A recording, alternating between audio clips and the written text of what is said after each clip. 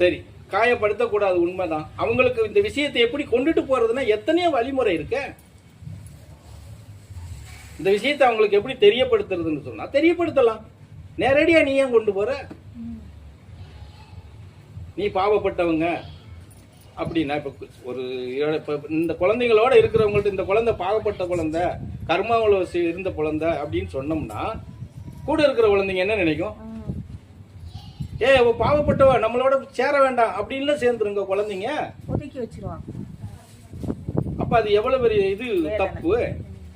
இப்படியெல்லாம் கொண்டுட்டு போறாங்க. நம்ம அப்படி கொண்டுட்டு போறோமா?